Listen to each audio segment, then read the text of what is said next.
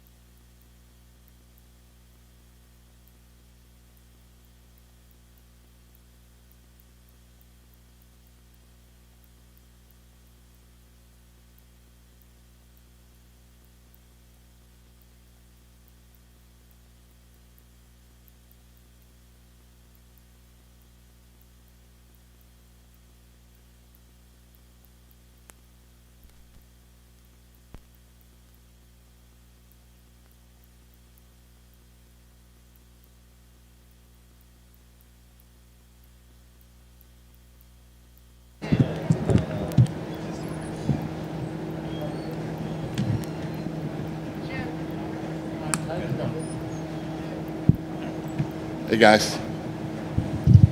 Kev?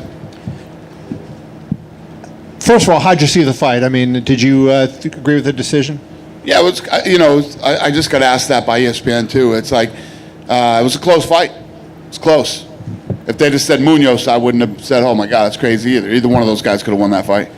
Do you think this proves Edgar still has a run as an elite fighter? I mean, it was obviously he was struggling in the other division. He gets down here. He looked like he belonged there and was really good. Of course, yeah. I mean, what's funny is Joe Silva texted me tonight and said, remember when Frankie would get pissed at us when we would tell him to move down from 155? And here he is tonight. But, yeah, he just fought the number 5 guy in the world. And, he won. Is this something like years ago it was, not as hard to do fighting up, but like right now in this era when you're talking about how many great fighters are in all these weight classes that it becomes that much harder and given the competition is that much close that you couldn't do now what he did then? 100%. I mean, as you look back on a lot of things that happened in the early days you couldn't do now that you did then. On any given night in this sport, man, there's some tough people out there. Look at Dobson tonight. You know what I mean? She was like a minus 1,500 or something like that, and she came out and fought her ass off and won and looked good doing it. So you never know. And the other thing I wanted to ask you, obviously Frankie Edgar has proven his toughness over the years, time and time again. But I mean, he was getting that leg chopped up, and it was almost like he ignored it, even though as much as it was getting beaten up. He ignored it till the 5th. He got hurt in the 5th. He actually won't be here. He got transported. So I'm sure his leg is really busted up. Yeah, he ate a lot of leg kicks tonight. In terms of performance, do you think he looked like better at bantamweight than he had done at featherweight? I mean, listen, the guy's going to be 38 years old in like October or November. To say that he looked better, at 155, 145 or whatever. I mean, the career that the guy has been unbelievable. And the fact that he's still performing the way that he's performing at his age and the wars that he's been through and all the things, that he's accomplished. Yeah, I'd say he looked pretty damn good tonight. It was a great card as well. We had some crazy comebacks. In fact, in the opening fight, we had Trevin Jones survive the first round beating and come back in the second. Yeah. Dobson, Jones won the performance of the night, and the fight of the night was Munhoz versus Edgar. Yeah. They all won 50,000. So. What do you think it says about Dobson that she can come in as this huge underdog and still mentally just go, no, that's fine? And I love that shit. I mean, that's incredible. And I was telling Kevin earlier when that fight was being made, and the fights, she had a record of 3-4, and we have a girl with 9-1, and I'm like, come on, guys. And credit to Mick Maynard, man. Mick said that he actually liked Dobson in that fight. He said she's got way more UFC experience. And trust me, this will be a very, very close fight. Mick Maynard said that, and he was right. I said, man, don't make us look like fucking top rank. And he didn't. A few things outside of tonight. I don't think you've been asked this yet. What was behind the decision to let Corey Anderson go to Bellator, or to be released from his contract? Yeah. First of all, it's the right move for him. This isn't something that we've never done before. And I think that he feels, and we feel, that he can be more competitive there. Did you see Scott Coker's comments that Bellator now has the best light heavyweight division in MMA, and would you agree? I didn't. Isn't he cute? And lastly, a couple of things more from me. Recently, Tony Ferguson has been on social media sort of hinting that he's got a fight. Have you guys got a fight lined up for Tony? We do. Can I make a guess who it is? Huh? Can I guess who it is? Sure. Dustin Poirier? Probably. Okay. And then finally, last one. I'm a good friend of yours, Oscar De La Hoya, has announced he's coming out of retirement to box again. I just wondered if you had any... Cocaine isn't cheap. It's expensive. Got to make money. Thanks, Dana. Yep. Dana, looking at Pedro, what do you do with him after this? I mean, granted, it's Frankie. He's a legend. He came over. This loss, does it move Pedro down, or does he still kind of stay where he is at in the division? What's the question? So you got Frankie come in, and Pedro took a loss, but he took a loss against a legend. I mean, this can't knock him far down in the rankings, right? I don't know. It's going to be interesting because Frankie comes in unranked. You know where Frankie's going to go. It'll be interesting to see where Pedro goes. I'm trying to think of something that just blew my mind in the rankings recently. Somebody just fought, and it was a really close fight, and it was tight. Fuck, I wish somebody was here that could remind me. Who?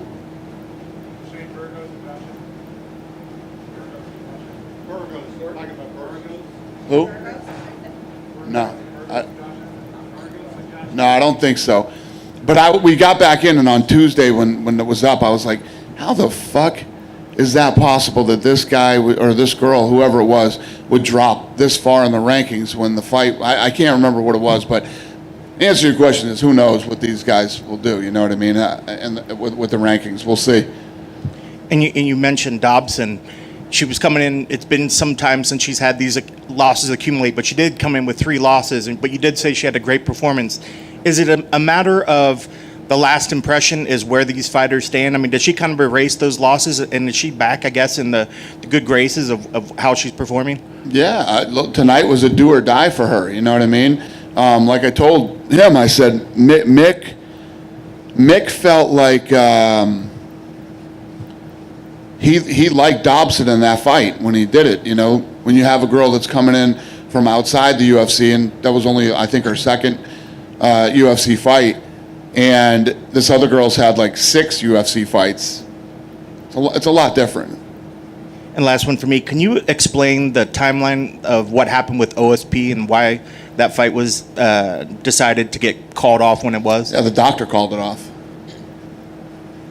But it was due to the COVID test? Or yeah, I guess, yeah. When did that test happen? Because we saw him at the weigh-ins, and I guess we assumed that he was good. I have no clue. Yeah, I have no clue. Okay. You'd have to ask them that, not me. Okay. Thank you. All right. Dana, right here. Jim Griesheimer, cage side seat. Can you just talk about what's next for Frankie? He said that, Pedro's top 5 and he's looking at a title shot and he's 38. So how soon do you see that possibly happening for him? And that it's a pretty stacked division. Yeah, I don't know. I mean, obviously there's some things that have to play out, and there's people ahead of him. He put on a good showing tonight and put himself in a good position, but, there's he's got some work to do there. Maybe a couple more fights. Yeah. 2 or 1, I don't know. We'll see. It depends on who he fights next. Yeah, he looked quick out there, looked good. And I want to ask you about Mike Rodriguez. He gets bumped up to co-main, really took advantage of that opportunity. He looked great in there. Yeah, he came in and blew the doors off the place tonight. He looked good, man. Big dude, great fight. Fighters stepping up and getting those opportunities and bumping up, moving up cards, being on TV, and guys staying. You had a couple guys tonight. One had a 22-week camp. Another guy that was in camp for 14, 15 weeks, just staying ready. He was going to be on the Contender Series, and he fights tonight. I mean, can you just talk about fighters in this unusual world, just staying ready and being there when the call comes? Yeah, no, this was probably, he was just asking about OSP. This has probably been the craziest week we've had since this whole thing started. And it wasn't just, I have to commend the production team tonight, too. We lost like 7 production people, too. It's been a crazy week for us. And everybody delivered, and these fighters keep stepping up. Production team stepped up tonight. These are crazy times. Crazy is always the norm in the fight game, but this is just nuts, right? I mean, it's insanity. And the matchmakers. The matchmakers are making fights like the day of the weigh-ins. Crazy. Thank you, Dana. Appreciate it. Hey, Dana.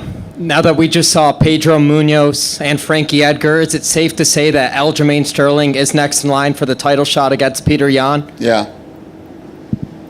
Daniel Rodriguez, 3rd fight in 2020. He came up in the Albuquerque fight card, impressive victories.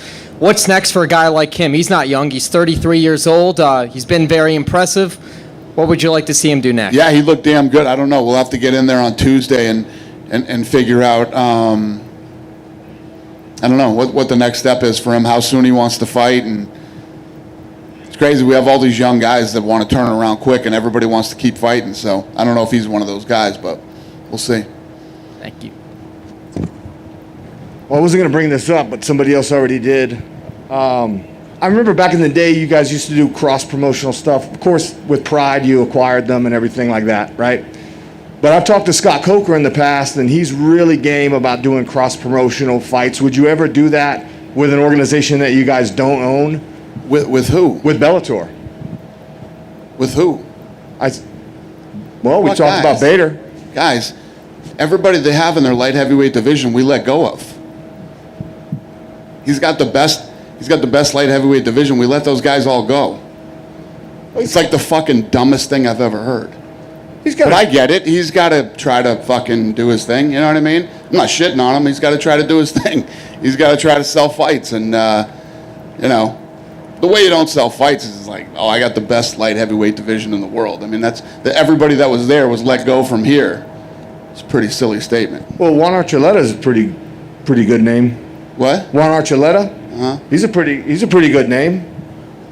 There's a lot of them. I can't think of them off the top of my head, but okay, I got your. So what super fight would I make with Bellator? I don't know. I guess none. Now that you give me that answer. So John Jones has been trying to engage you on social media for several weeks. I see you haven't really, taken the bait and beefed with him. He dropped a bombshell on us. Did he do that straight over social media? Did he let you guys know that he was gonna vacate the title? Yeah. No, we've been talking to him through the whole thing. We've been talking to him. Yeah. So what? Where do we go with John Jones from here? I mean, it sounds like heavyweight's inevitable at this point. Yeah. When he's ready to fight, he'll let us know. Cool. I noticed on a lot of the fights that are coming out for the rest of the year, the location is still TBD. Are we going to see a return to Fight Island, or is everything going to finish out here at the Apex? Yeah. No, we'll go back to Fight Island. Yeah. We'll have some announcements soon. We're just getting everything dialed in. Okay. Great. Thanks. And last thing for me is, can everybody just get a bonus tonight? I mean, this card was amazing. Yes. The answer to that is yes. So the bonuses went to Dobson, Jones, Munhoz, and Edgar, but yeah, I'm going to write a bunch of checks next week, 100%. Yep. Right here. Dana, ESPN reported yesterday that Amanda is defending against Megan in 145. Is that true? Yes. What do you think it would happen, or what do you want to happen with the 135 belt? Is it going to be an interim, or you want her to defend until next year, next year? With what, 135? Yeah. No, she'll defend it. She can defend both belts. She's got plenty of time to do that. Yeah. It's going to be about 15, 16 months. Is going to be a chance for an interim belt with the girls? No. Dana, just quickly, have you had any conversations with Michael Chandler's people at all? I haven't personally, no. Do you know if anybody here has? I don't. I told you that we're interested in talking to him. He knows that. I don't know what his contract, what the deal is with his contract. So when his contract is up and when everything is legal to talk to him, and I'm sure we'll be talking to him. Dana, you said months ago that you would build the division for Amanda 145. When we are going to be able to see the rankings and more girls fighting 145? When can we see rankings? Yeah. So we literally talked about that last week in matchmaking meeting, and that's all in the works right now. We're working on that. Mix all over that. Another question. Charles Oliveira, is he going to fight Beneil Dariush? Oh, I don't know. I don't know off the top of my head. He was complaining that there's no top 5 or top 10 that is going to say yes to fight him. Is it true? Top 10 fighters are avoiding to fight Charles Oliveira? I don't know that either. I don't know that. My last question. So you were talking about Bellator with him, and what do you think about Patricio Freire? Patricio Pitbull is a Brazilian fighter. He has 2 belts in Bellator. What do I think about what? Patricio Freire, Patricio Pitbull. Oh, Pitbull? Yeah. Yeah. What do you think about him as a fighter? I don't know. I honestly couldn't tell you. I don't know. Yeah. And sorry, I have trouble hearing. And if you're on my left side and you have even the slightest accent, I have trouble hearing. We good? Thank you, guys.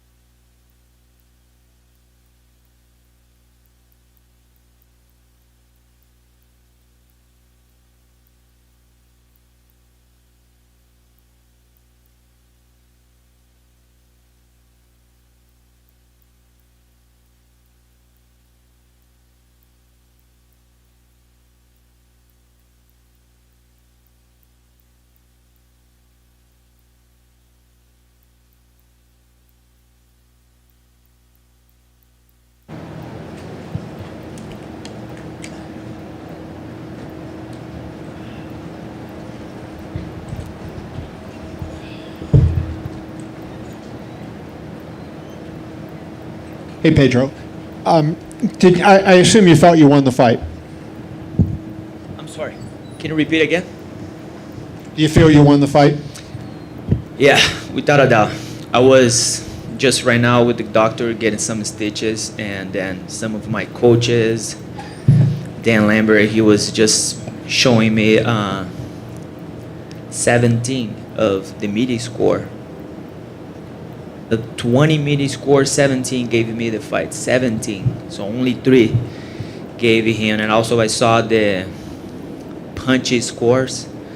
I had first, third, fourth, and the fifth rounds. It is what it is. So Did you feel like, obviously you were doing a number on his lead leg, and while Frankie had those couple of takedowns, he didn't do much with it, so primarily it was a striking battle, but you added in the leg kicks, which he didn't have. Do you feel that was maybe the difference in the fight? not even the leg kicks, I was hurting him with the jabs. I chased him 5 rounds, He got a couple takedowns, but he couldn't do anything with the takedowns. I got back up right away, and I was looking for the finish, so.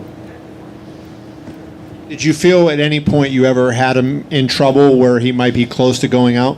Yes, a few times, to be honest with you. Not taking anything from him. He's a hell of a fighter. I have nothing but respect to him and all his team. I really feel, and I saw like a few times he was hurt, and he's pretty tough. So he hided that really good, but I felt like like throw like some cross, some hooks, some couple tip kicks on his legs and on his body. The leg kicks, he was hiding really good. Sometimes I was just fake it that I'm gonna throw the kick, and he was falling, so probably was hurt. And that's the last 2 fights. Both my opponents, he's just left with the scratches.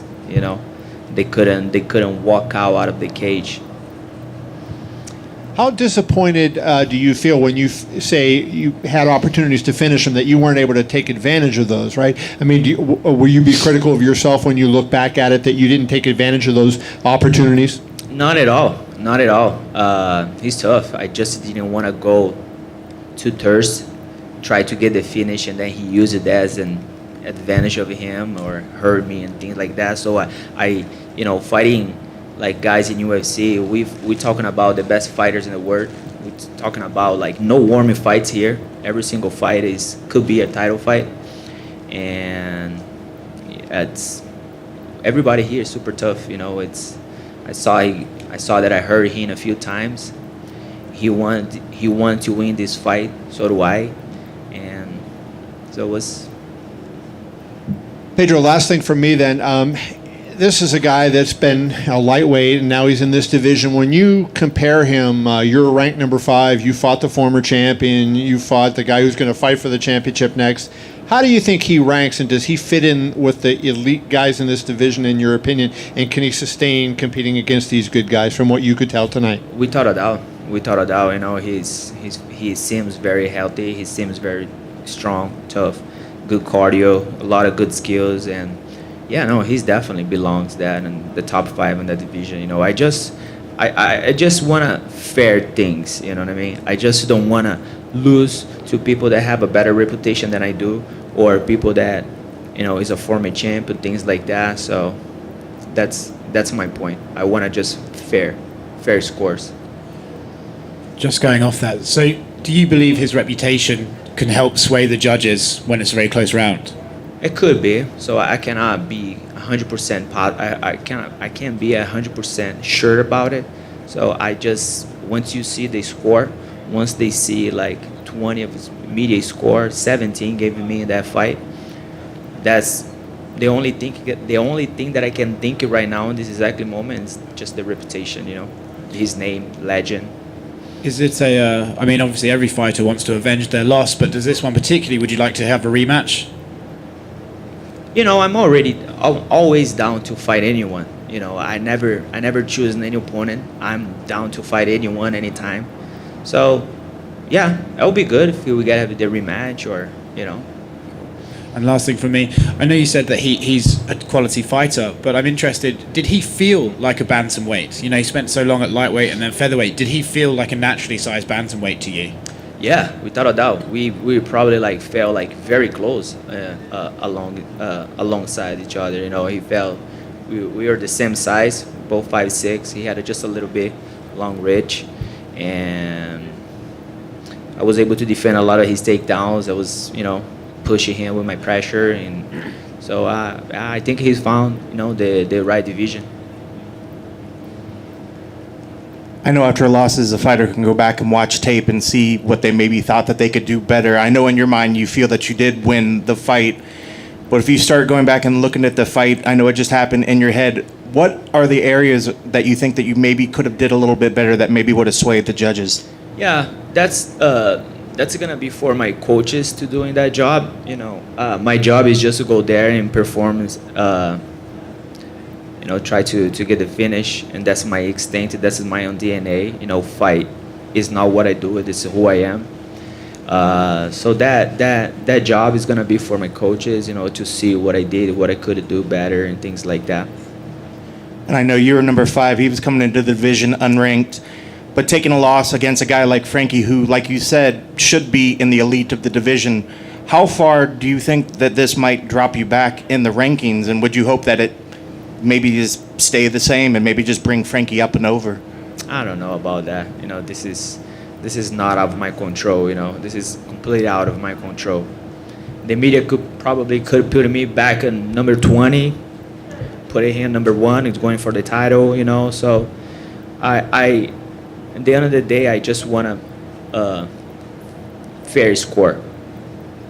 And last one for me, I guess, what's the immediate, what do you do right now? Go back, just rest with the family? How soon do you want to get back into the gym and start preparing again? And I guess, what's the next step?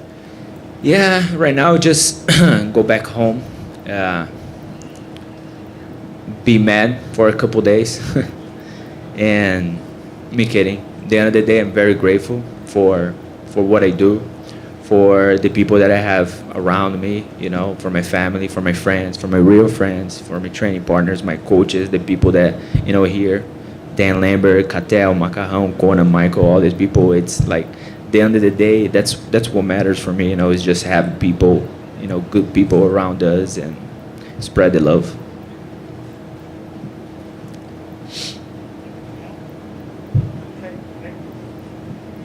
Thanks for coming.